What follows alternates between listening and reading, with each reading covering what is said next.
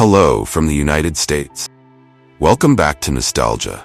Today, we pay a heartfelt tribute to the cherished celebrities whose passings have been announced in the last 24 hours. Our top stories are devoted to honoring their memories with special tributes. Before we begin, please like this video and subscribe to our channel to support us in creating more content. Let's come together to celebrate and remember their extraordinary legacy. Thank you.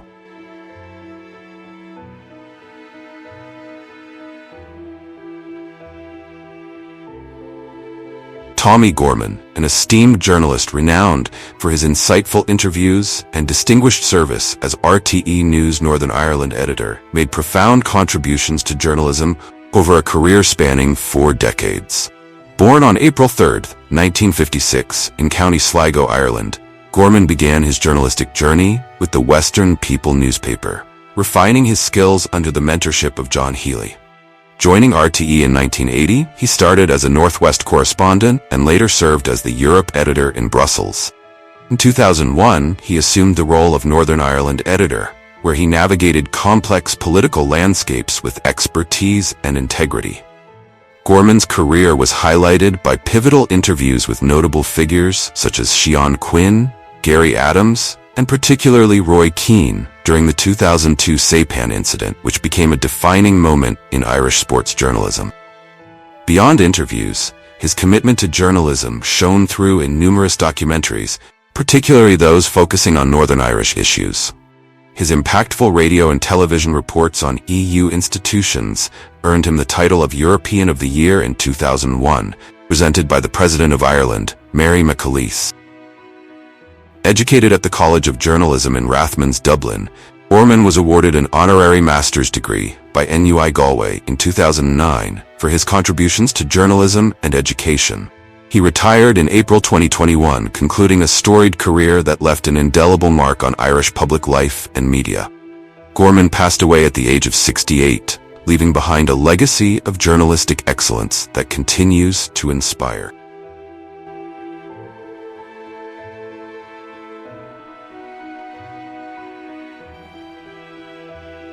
Seth Binzer, widely known as Shifty Shellshock, made an indelible mark on the music industry as the charismatic frontman of the rap-rock band Crazy Town.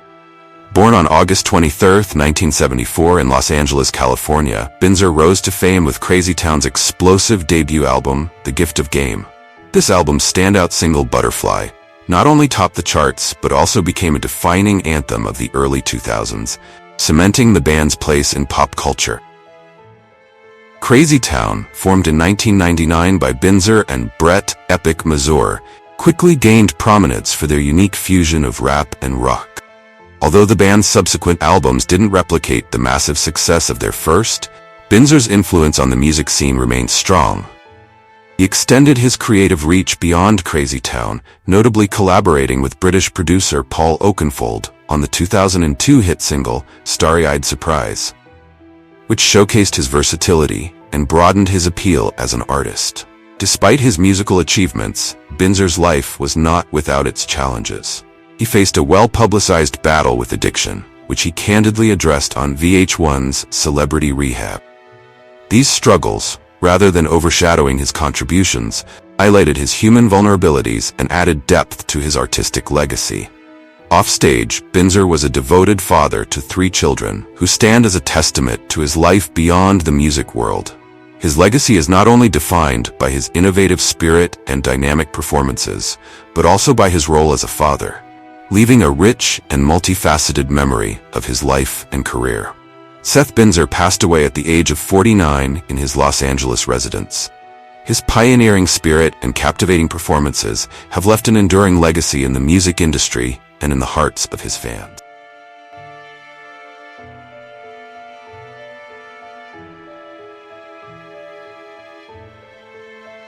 Al Schultz, a celebrated makeup artist renowned for his work on iconic television shows like The Carol Burnett Show and All in the Family, and as the husband of Vicki Lawrence, has left an enduring legacy in the entertainment industry.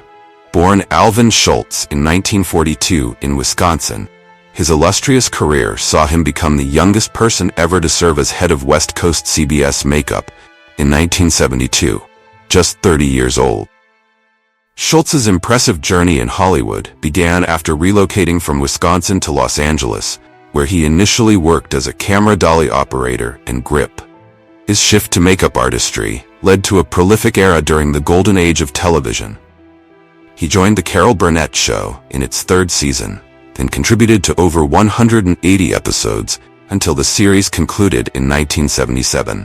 It was on this set that he met his future wife, Vicki Lawrence, who was a co-star on the show. Throughout the 1970s, Schultz enhanced the faces of television's biggest stars on several Norman Lear productions, including The Jeffersons, Good Times, Maude, and Mary Hartman, as well as on The Sonny and Cher Show. His talent also graced variety shows and specials such as Laugh-In, The Griffin Show, and The Dean Martin Show, where he worked alongside luminaries like Marilyn Monroe, Doris Day, and Donna Reed. Schultz's career included memorable moments like working on the television special Elvis in Concert, which was recorded during Elvis Presley's final tour and aired posthumously. His influence extended beyond his makeup artistry, as he supported his wife's career and raised their 2 children, enriching his personal and professional life with deep connections to those he loved and worked with. Al Schultz passed away at his home in Long Beach, California, at the age of 82, just before he and Lawrence would have celebrated their 50th wedding anniversary. His innovative work and dedication to his craft ensure that his impact will be felt for years to come.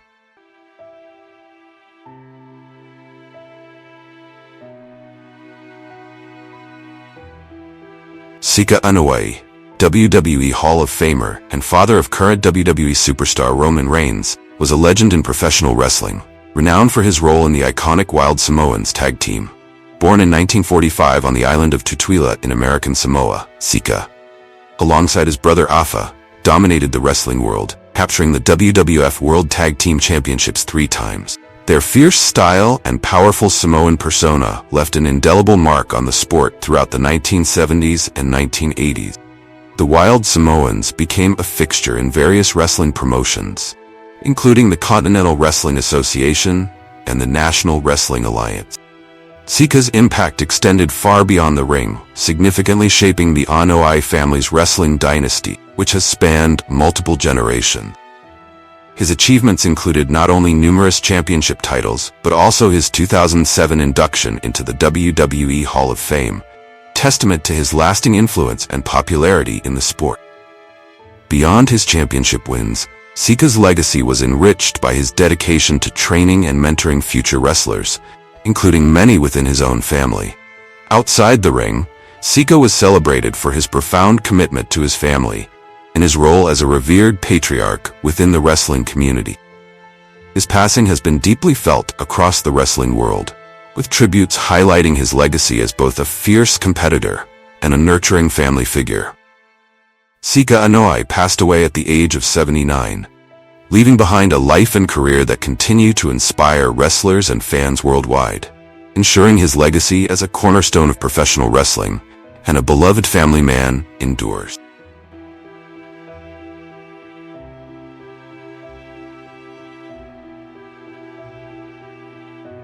Jonathan Morano, celebrated for his Peabody Award-winning tenure as a writer on CBS's The Late Late Show with Craig Ferguson, left a lasting legacy in the world of television comedy. Born on December 23, 1967, in St. Helens, Merseyside, England, Morano's career gained momentum after receiving a significant boost from a grant and fellowship awarded by Robert De Niro's Tribeca Films for his screenplay Benjamin Garrett, the 2003 Tribeca Film Festival. Morano joined The Late Late Show in 2005, where his exceptional talent quickly propelled him from writer to writing supervisor and eventually to head writer during the show's final 2 seasons. Even after Craig Ferguson's departure in 2014, Morano continued to play a crucial role, crafting material for various guest hosts until James Corden's tenure began in March 2015. Beyond the late-night circuit, Morano's creative flair shone in several notable projects, including the 2006 People's Choice Awards, 2008 White House Correspondents' Association Dinner, and the 2013 TV special Craig Ferguson, I'm Here to Help. More recently, he served as a consulting producer on Ferguson's 2011 special Does This Need to Be Said? And contributed to the 2020 Quibi series Musicology with Tim Cash. Morano's profound impact on television comedy and those who knew him was deeply felt. He is survived by his wife, Amy Bliston, and his siblings, Nicholas Morano, Andrea Sullivan, and Laura O'Reilly. Jonathan Morano passed away peacefully at the age of 56 after a courageous 15-month battle with glioblastoma. His remarkable contributions to comedy and his indelible spirit will be remembered by many.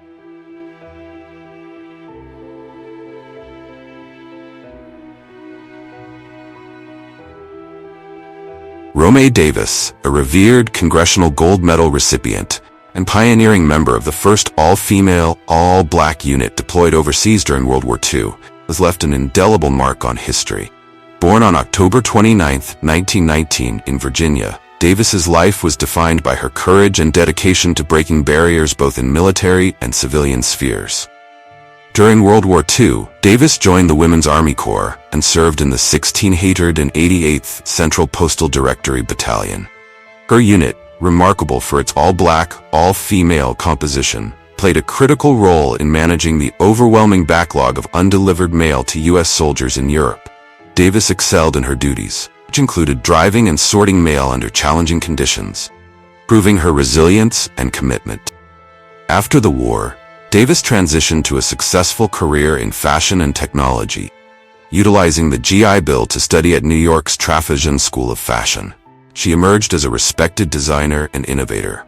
Never one to rest on her laurels, Davis earned a second-degree black belt in Taekwondo at the age of 73, continually embracing new challenges and skills throughout her life. At 81, she began working at a Winn-Dixie grocery store, where her legacy inspired the Romay Davis Belonging, Inclusion, and Diversity Grant, aimed at supporting minority organizations. Her personal life was as rich as her professional one. She was married to Jerry Davis, whom she met in New York City. Romay Davis's extraordinary life was further honored when, upon turning 100, Montgomery, Alabama, declared her birthday as Romay Davis Day, celebrating her century of contribution. Romay Davis passed away in Montgomery at the age of 104. Her pioneering spirit and remarkable achievements continue to inspire generations, ensuring her legacy lives on.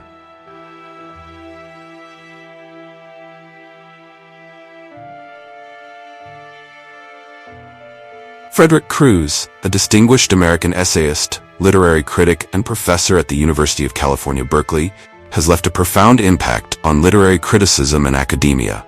Born on February 20, 1933 in suburban Philadelphia, Crews was celebrated for his incisive analyses of literary figures such as Henry James, Nathaniel Hawthorne, and E.M. Forster.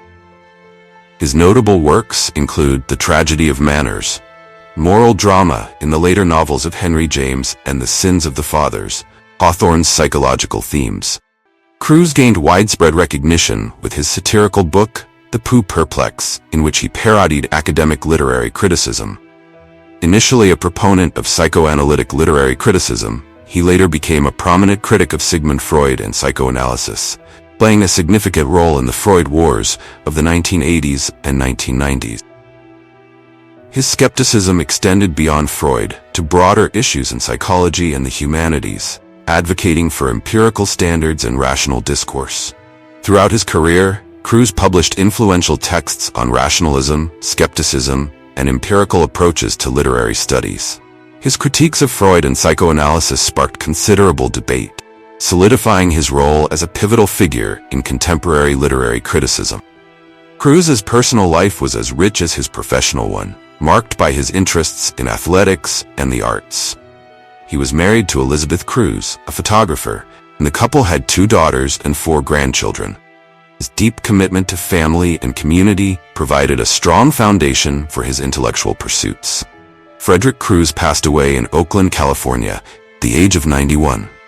His contributions to literary criticism and public discourse continue to inspire scholars and readers alike.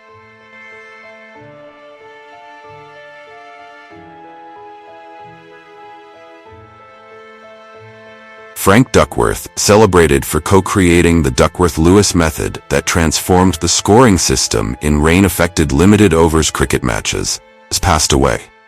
Born on October 2, 1940, in Liverpool, England, Duckworth, alongside statistician Tony Lewis, developed a groundbreaking formula that has been the gold standard for resolving interrupted cricket matches since its adoption by the International Cricket Council in 1999.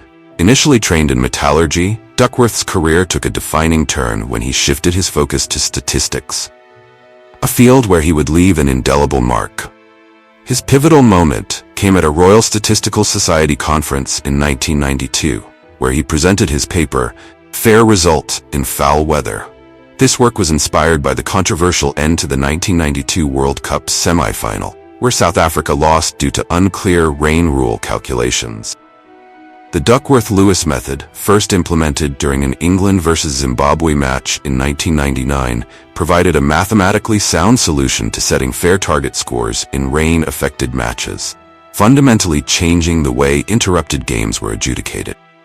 Duckworth's method proved crucial in countless international fixtures, including a memorable application during a T20 World Cup match between Afghanistan and Bangladesh.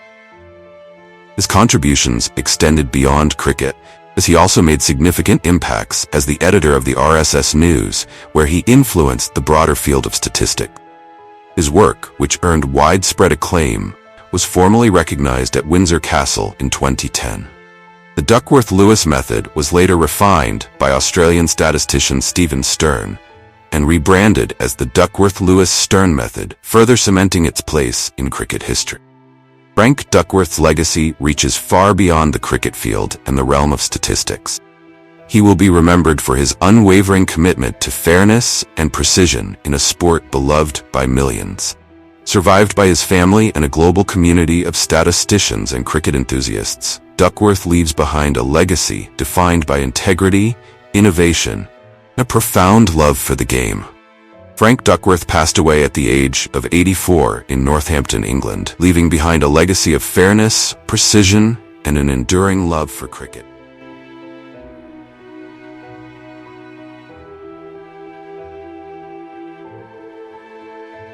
Sun Weol, a beloved influencer and racing model, infused vibrant energy into every project she undertook. Rising to fame under her birth name, Sun, she captivated audiences at major automotive events such as Automotive Week in 2016, Seoul Auto Salon in 2017, in 2018, and Auto Salon Week in 2019. Her dynamic presence not only graced the racing world, but also resonated on digital platforms, where she became a celebrated figure on YouTube and other subscription services. Sun Weol's influence was characterized by her ability to connect deeply with fans across various media, showcasing her profound passion for the automotive industry and beyond. Her enthusiasm and pioneering spirit in digital content creation earned her a dedicated following who admired her not just for her professional achievements, but also for her genuine personality. Beyond her public persona, Sun Weol was known for her warm-heartedness and commitment to charitable endeavors, using her platform to advocate for community causes and inspire positive change. Her sudden passing at the age of 32 has left her online and offline community deeply saddened, mourning the loss of a remarkable individual whose impact will be felt for years to come.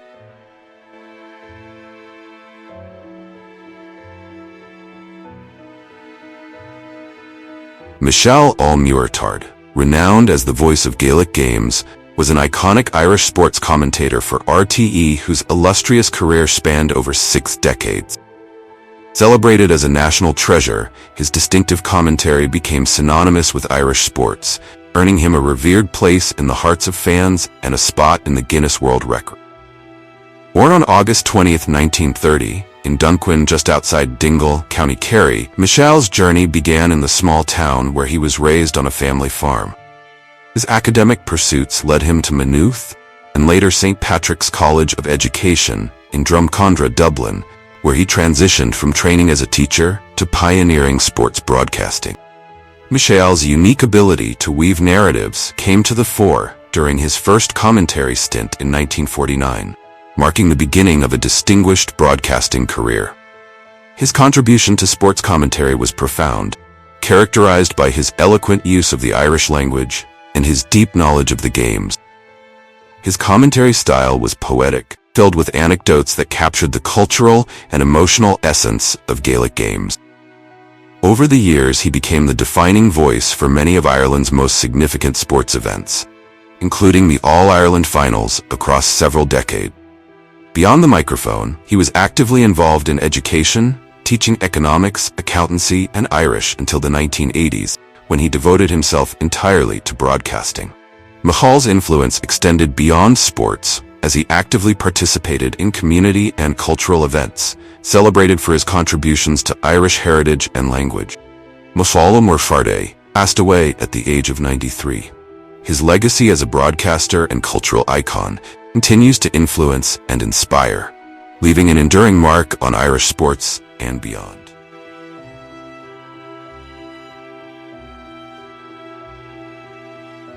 What's trending on the internet?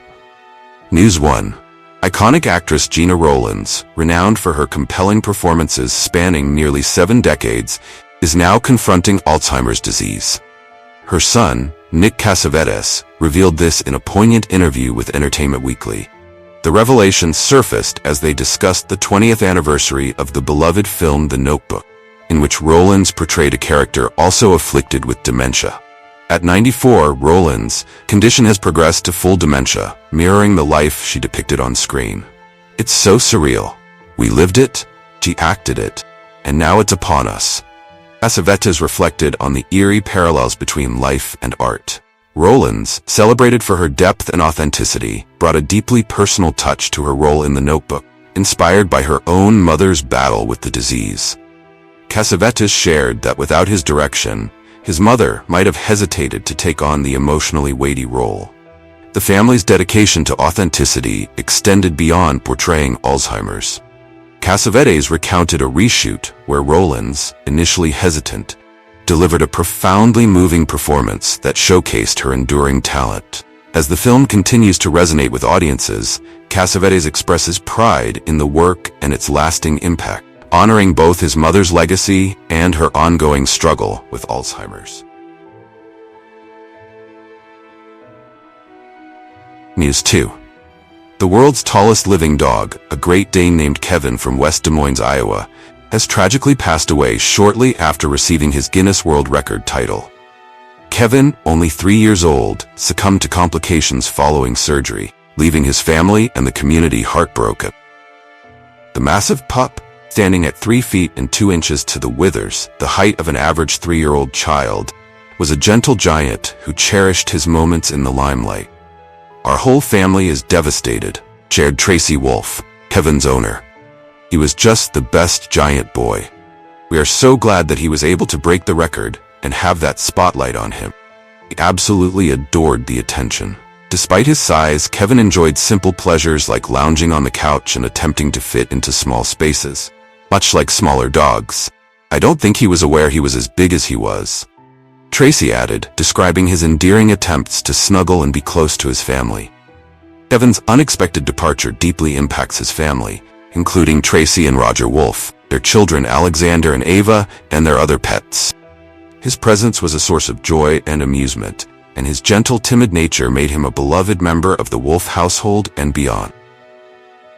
The community remembers Kevin not only as a record holder, but as a cherished family member, brought immense happiness to those around him. News 3. In Pennsylvania County, Virginia, a tragic incident has resulted in first-degree murder charges against 31-year-old Telvin O'Shea Hairston, following the death of 82-year-old Margie Watkins. Watkins, from Axton, was discovered with a gunshot wound last Saturday and tragically passed away from her injuries on Monday. Local authorities have confirmed that Hairston, who was already in custody on multiple charges related to firearm use and burglary, now faces more severe legal consequences.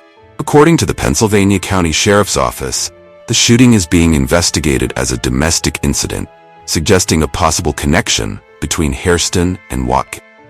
Currently held without bond, Hairston faces additional charges including 3 counts of using a firearm in the commission of a felony possession of a firearm by a convicted felon, and armed burglary.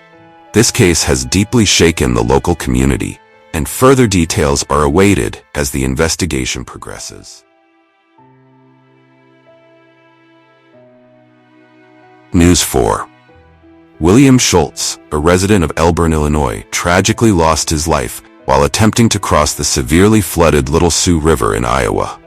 The incident occurred during a weekend of extreme weather conditions across the Midwest. Schultz was swept away by the strong current as he drove his red Ford F-150 near 240th Avenue. According to Clay County Sheriff Chief Deputy Zach Larson, authorities were alerted to the situation when a witness reported seeing Schultz's truck being carried away by floodwaters. Despite the immediate danger, recovery efforts were initially hampered by hazardous conditions.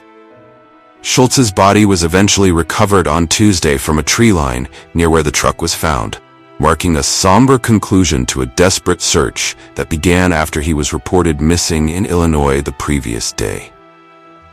Local communities continue to confront the challenges posed by significant flooding, which has necessitated water rescues and caused widespread disruption.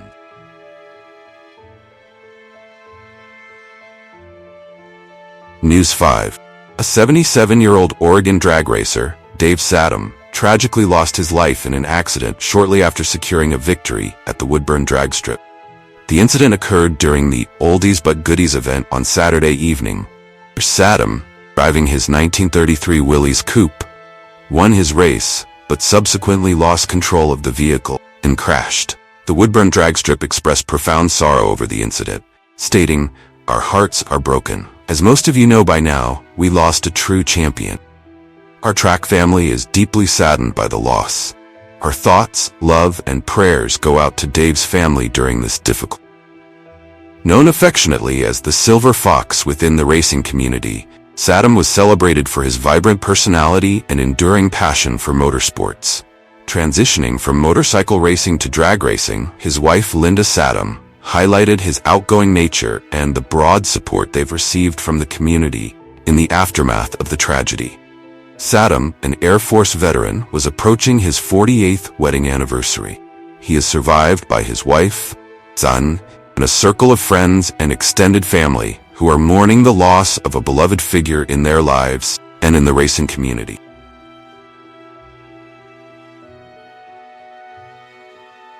As we reflect on their lives, let's hold dear their memories and the profound legacies they've gifted us.